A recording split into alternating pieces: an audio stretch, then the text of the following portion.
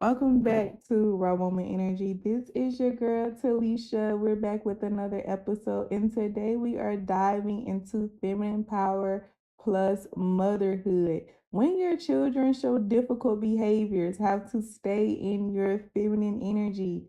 This is the topic for today. But before we dive off into the topic, don't forget to like, comment, and subscribe, and show your girls some love and let me know, how do you stay in your feminine power while trying to discipline your children?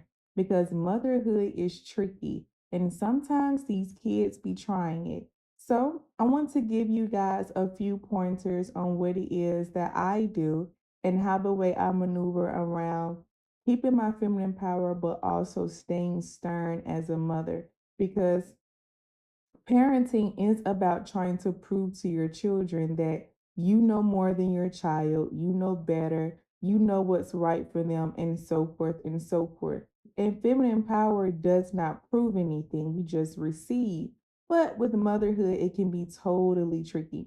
So, diving into the first key point, feminine power in motherhood is emotional leadership. How, you may ask? Well, motherhood requires leadership, not domination. Feminine power shows up when you regulate yourself first, even while your child is dysregulated. Your calm becomes the anchor. Okay? Feminine energy leads through presence, not force. So these two mechanisms go hand in hand with each other, and you have to kind of pull from one in order to keep the other one balanced. So with me, I have a 13-year-old, and she's in this whole straight kids era, and she has this whole nonchalant attitude. And half the time, she's in her room and I do not see her. I have to go in her room. I have to check in on her. I have to tell her, hey, get up, go do this, go do that. Hey, come eat. I have to do those things in order for me to just see her throughout the day. And so the when it comes down to me being that leader and not dominating her time, because the old me would have been like, come out of your room right now, come eat, put that up right now. Da, da, da. But with my feminine energy, I had to understand that she's just in her teenage era. And so for me to not dysregulate her energy, I vibe with her energy. I would go in her room, I would pull back her little curtain thing from her bed, and I would say, hey, what you listening to? And kind of listen to it, or be semi interested in what it is that she has going on. And then we kind of vibe off of that energy, me welcoming her into my world, and then she welcoming me into her world by showing me the latest new song that they're playing, that they done dropped out, a new album, showing me the latest videos and everything that she is interested in. And that is how I stay emotionally grounded and also keep the leadership inside of the household for me to be able to know what my kids are doing, know what my kids are interested in, and not trying to dominate what it is that she's doing by thinking that I'm the parent and I know better, and hurry up and get off of your tablet, and hurry up and get off of this because you're supposed to be doing this and you're not supposed to do that. So I give her a moment to share, and then I chime in after she has shown me the things that she's interested in. I then go in with the action of saying, hey, put that down for a little bit, come on out here and eat and spend some time with us. And she does it willingly, without the pullback and without the raising her voice of feeling like she's not being heard. No one likes to listen to her. No one's interested in the things that she has going on. So that's one tip that I would love to share with you guys, that feminine energy leads through presence, not force. We're not forcing our children to do anything as long as we're showing up and being present, just like how the way we show up and be present in our feminine power. It allows us to still show up and be present with our children and not allow the whole title of parenting or motherhood take away from your energy of being feminine and trying to be dominant, because domination is masculine energy and we're not flowing in masculinity, we're flowing in femininity. So number two, difficult behavior is a nervous system signal. When children act out, it's often overstimulation, exhaustion, unmet needs, or big emotions they can't process yet. So, seeing behavior as communication keeps you in feminine energy instead of reactive energy. One thing that you can ask is, what is my children body asking for right now? So being able to recognize your child's body language, and being able to see if they're pulling back from you or if they are welcoming you into their space. Also being able to know what emotion are they struggling to regulate. I know that my child is struggling to regulate sympathy right now because right now she's just not there to give it. So for me, I try to bring up subjects and kind of reel her in and get her opinion on different things to see how she flows and how she feels with showing empathy and sympathy for others. I don't know if that's just something for 13-year-olds, because they're in this selfish mindset right now, but she has been in a space to where she shows compassion, and that part I love. um so being in that space to be able to recognize the behavior, communication is key. I love sitting down and talking to all four of my children. I love sitting down, having conversations and asking, hey, what is it that I can do better? And then we go into, well, this is what you can do better as well as the child. And then I will start working on this as the adult. And then also being in a space to where you are having communications not just about who they are or what they can do better as a child, but also how they are receiving in this world as well, what they are watching on, and just staying in communication with your child is a beautiful thing, or your children. It's a beautiful thing because it keeps you up to date, and it keeps you in a space to where you're still emotionally and physically present with your children, and you're staying in your feminine energy by just communicating, because we all know as females we love to talk. So instead of getting on the phone and gossiping with your homegirls or your friends, or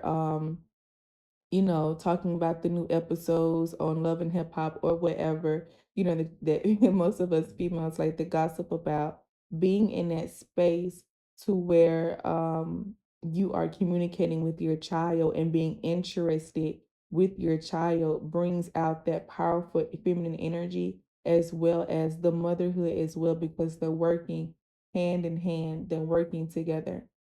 Okay, and so number three, staying soft while holding firm boundaries. This is one that I really had to really put my foot on, because feminine energy is soft on the outside and firm on the inside. So for me, boundaries don't require yelling or explaining endlessly. A calm, grounded no carries authority. Authority. So I'm gonna say that again because I talk really fast. So a calm, grounded no carries authority. So if I allow my children to, I play with my children all the time. And so sometimes it's hard for them to understand when mommy's playing or when mommy is serious. And so when I'm in a space to where I have to be bold and direct and let them know, hey, this is not a game, I'm not playing.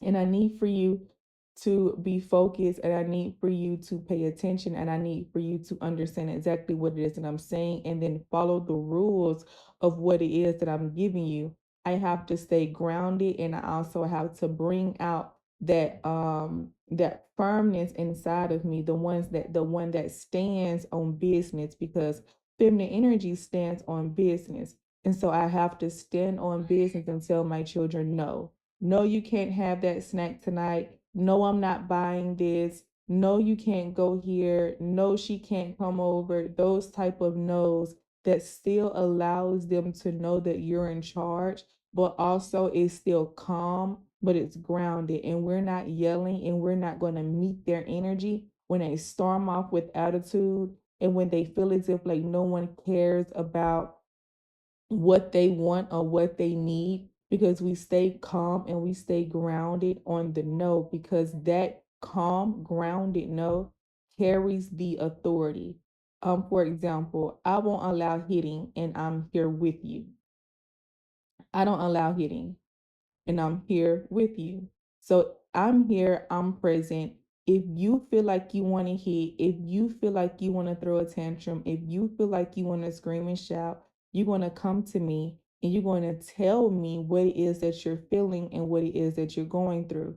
So I don't allow hitting. Don't you put your hands on your sister, especially my son. Don't put your hands on your sister, because that is a messed up way for you to grow up thinking that putting your hands on women is a open door to abuse, and we're not doing that.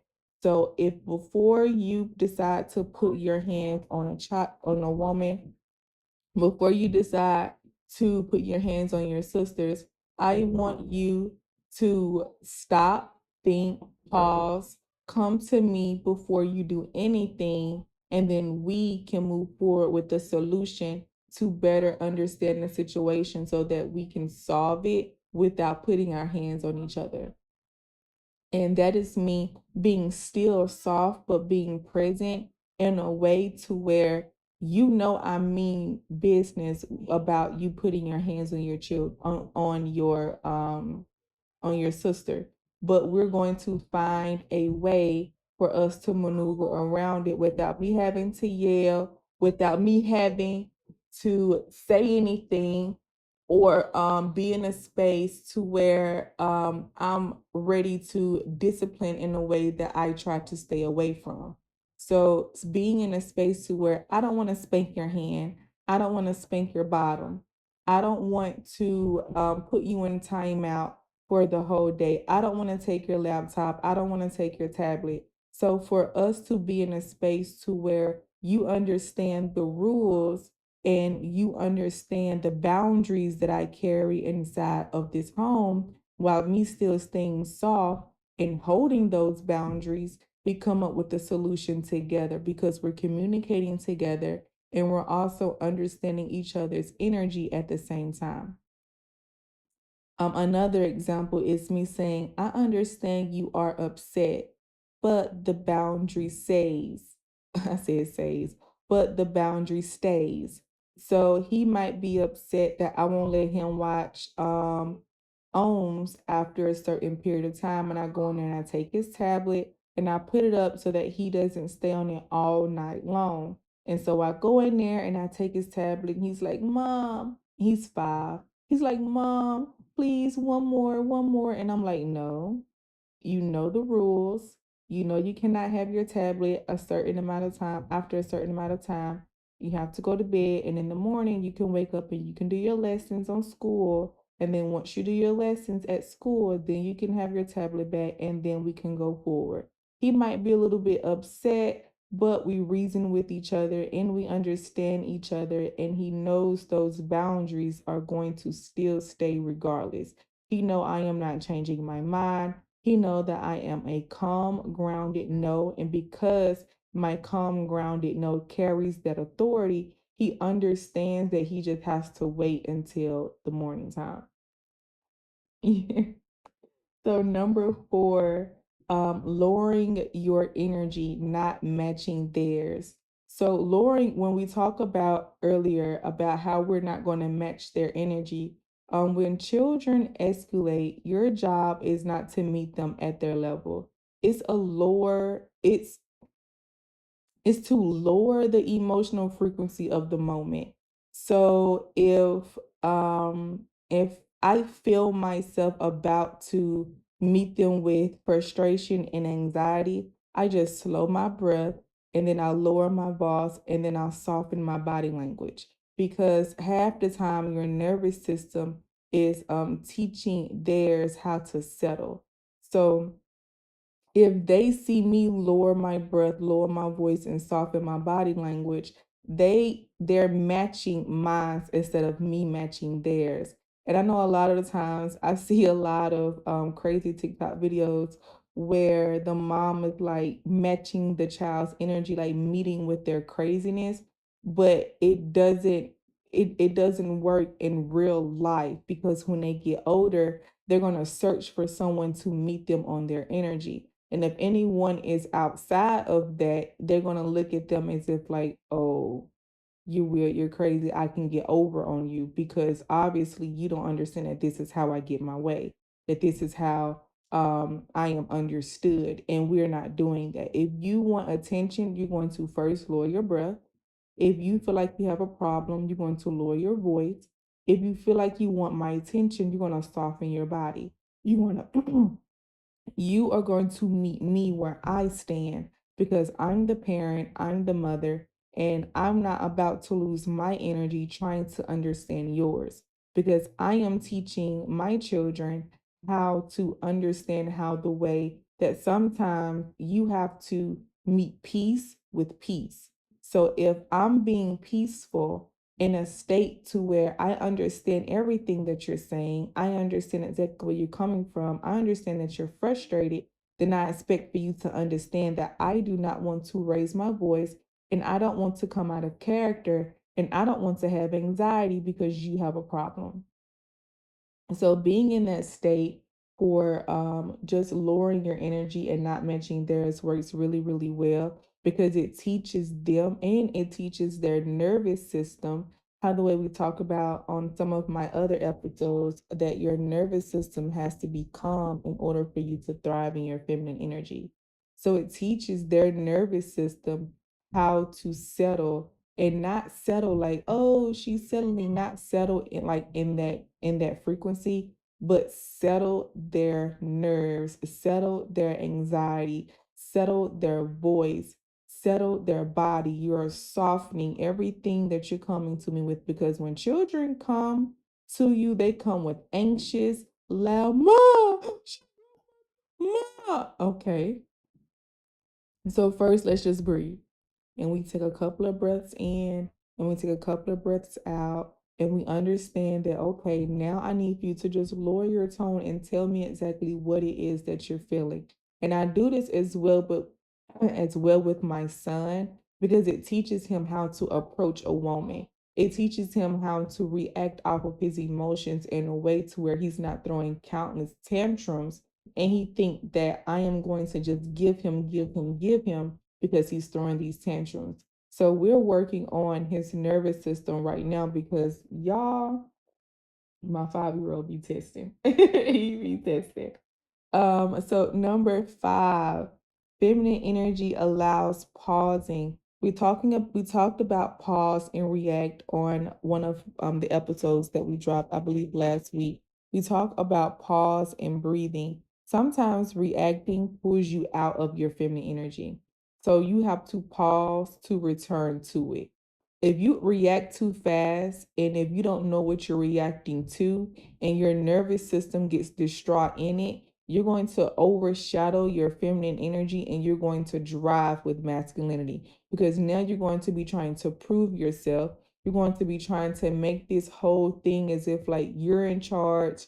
You don't need no one to try to dominate you in your own house. You are going to be standing and acting out of masculine energy. So even a 10-second pause help you respond from wisdom from wisdom rather than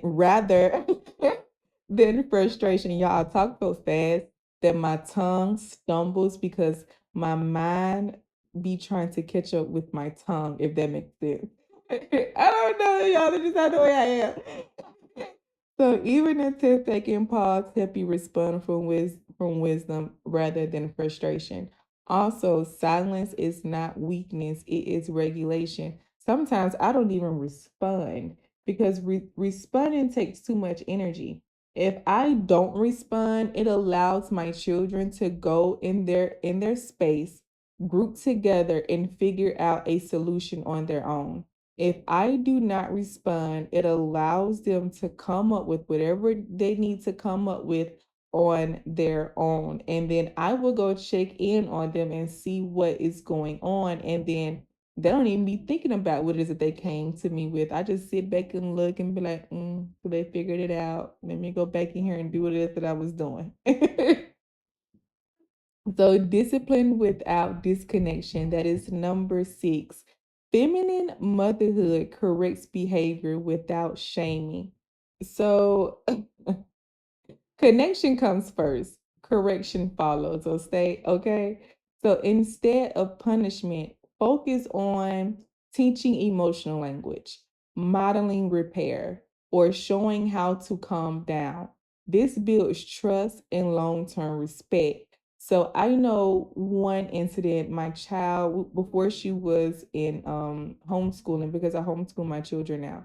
But before they were homeschooled, my oldest daughter, she is in eighth grade, and the first, I would say, semester for her was really, really hard. She struggled in it, but she didn't struggle with the work. She struggled on the distraction, the distraction of other children. She's in eighth grade. She's a teenager now. She thinks she's grown. She doesn't want to really follow any rules. She doesn't really want to be in a space to where she's being taught anything in that nature. And so I had to pull her out because I wanted to get to know my child on a feminine and personal level. So instead of punishment, of me punishing her and everything in that nature, I gave her a full grounded talk, but in that moment, I realized that it was coming from a masculine body language versus me coming to her and talking to her and understanding her in her emotional state at that particular time. So as the semester went on, I would ask her about her day, how did her day go, and she slowly started open up. And then after a while, when I seen that she was still having problems, I went up to the school, talked to her teachers, talked to her and said, "Hey, how do you feel about homeschooling? Because I think you're a little too distracted, and I think that this is um just not it for you right now until you can focus on learning how to stay in a space to where you are not distracted and learning how to control your distractions, then I think that that would be good for you, because a lot of people may think that, oh, you took her home to homeschooling, she'd be even more distracted. She got her bed, she got a tablet, she got her phone, but it modeled the repair because it I taught the emotional language of, if you cannot do what it is that you need to do here, then you cannot do it anywhere, because it starts at home first. So we modeled the repair, and now her homeschooling is absolutely amazing. She makes straight A's, and I'm so proud of her. And is showing her how to come to me, and she wakes up and she's ready to do her work, and she comes to me now in full trust, and we build that trust in that long-term respect together. So she comes in my room and she lays on my bed, and she might be silent for a moment, and I'll look at her and be like, "What you doing?" Because it's still new to both of us, because when she's a baby she used to do it, but as they start to get older, they shy away from it, and then she's coming right back to it. So it's kind of still, it's new to her and new to me, and it's unfamiliar to her and unfamiliar to me, but we're building that trust, and we're building the long-term respect of knowing that, hey, you can trust me, I can trust you. I know this is a different version of yourself because you're 13 now, and you're in a different headspace, and you're in a different personality zone, and I'm 34, so I don't fully understand, that 13 era anymore. So right now we're kind of strangers with each other. And it sounds weird, but that's the truth. She's a 13-year-old, I'm a 34-year-old. We have to understand each other and still grow to get to know each other. And so by us modeling the repair and me teaching the emotional language, it's building the trust. It's building the trust for the long-term respect. Number seven, taking space is not abandonment. So for me, shut my door, go in your room, separate. I'll talk to you when I have a moment to calm down. If you feel overwhelmed, stepping away briefly is feminine self-respect, not failure. It's not saying you are abandoning your children or you don't want to have any type of dealings with your children for the moment, or you just can't take it, or it's too much for you to handle. It's simply meaning I respect myself enough to not get overwhelmed and not get overworked. And I respect myself enough to know that right now, this frequency that we're on is at an all-time high. So I need a moment to calm my body down. This models emotional intelligence for your children, because they know what to give and what not to receive. They know how much to take and how much they are willing to not take. So it models that behavior back to your children, even for my son, because it lets him know when to walk away from certain situations and when to stay. For him, I tell him, stand your ground. You know, never feel like you have to prove yourself in anything, but you are going to grow up and be a strong black man. So always know where you stand, and always know that you're still a man, but also know when to walk away. This go back into the putting your hands on each other. I don't allow that in the house. Now, if they're playing and they're wrestling, fine, sure. But if they're angry and they are mad at each other, you need to find your your safe space, and you need to recognize what it is that you have going on, and you need to step away briefly and calm down and catch your breath and calm your body. Number 8, healing yourself while raising them. This one was such a beautiful moment for me and still is, because if you do not know, I grew up with a hard life. I grew up in the projects. I grew up with my dad going in and out of jail. I grew up with a single mom. Well, she was married, but in the household, she was a single parent. I grew up in spaces to where, you know, you wasn't sure, you know, if your lights was going to be off the next day. But my mom always made a way in a space to where there was always food on the table. But my mom didn't really have that motherly figure for her to really kind of thrive off of or teach off of, because her mom died when she was 5 years old. So I had to grow up not knowing really fully how to love on my children, because I didn't fully receive that as a child. So for me, raising my children healed me, and many triggers come from unmet needs in my own childhood. So I have an episode that's called "How to Still Stay in Your Feminine Energy While Being Triggered." A lot of triggers were me giving my kids kisses or hugs or telling them I love you. And I didn't understand those triggers at that time, but I was fighting those triggers to still want to love on my children, to still want to hug my children.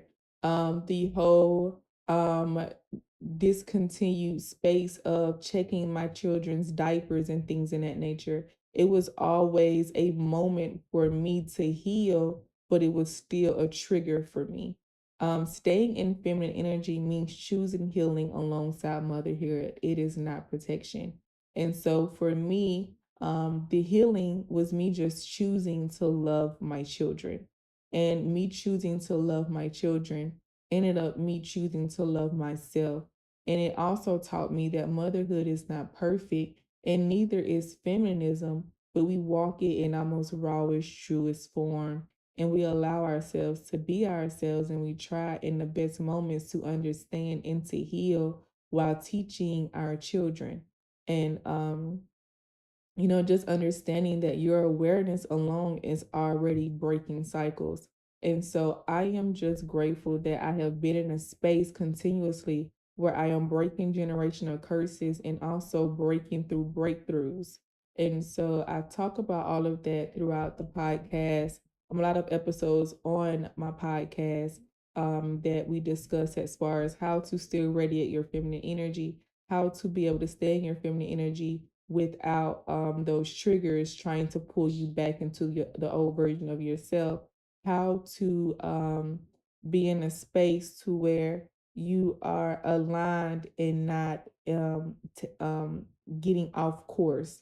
And so I think that that is a beautiful, beautiful thing for me as a mother, and also for those out there that is trying to heal and that is trying to be the best versions of themselves that they can be. So for the closing statement, I just want to leave this affirmation with you guys, so that you can take it with you and apply it to your daily life and apply it, the best way that you can. and utilize it. And also come back to this podcast because I know I talk fast, y'all. But come back to this podcast, slow it down, listen to it briefly if you're not rushing throughout your day. Also, feminine energy does not rush. So take your time and put your needs first and come back to yourself. So this affirmation is I don't need to overpower my children to lead them. My calmness is authority. My softness is strength. And this is feminine power and motherhood. Okay. So I don't need to overpower my children to lead them. My calm is authority. My softness is strength. This is feminine power and motherhood. So I want you to say that to yourself in moments to where you feel as if like you need to dictate them or dominate them or go to them and anger. You don't know how to calm yourself down, and it pulls them back away even further, and you're trying to figure out, well, what am I doing wrong? Well, you're moving not in your feminine energy. So if you lead and if you teach and if you love in your feminine energy, then trust me, your children will respond and it will be amazing because motherhood is feminism and your children loved you. Your children or your child loves you. So just let them know that you love them and that you're not trying to dominate who they are. Take time to communicate. Take time to understand them. Take time to be interested in the things that they are, even if you're not. Pretend to remember a certain song that they like, put it in your memory bank, don't forget it. Don't forget to do that 10-second pause before you respond. Understand that your nervous system teaches theirs how to settle, how the way that you respond and how the way you show up. um Also, don't forget to hold those firm boundaries, being grounded in your no because it carries that authority. Also, making sure that you understand that feminine power is emotional leadership. So, feminine energy leads through presence, not force. So, understanding those moments and understanding you as an individual and understanding how the way you take time to really lead your children is a beautiful thing. So once again, this is Talisha with Raw Woman Energy. I just wanted to come to you guys tonight and leave on a positive, leave you guys with this on a positive note, so that you guys can take heed to it and see if it works good for you. If not,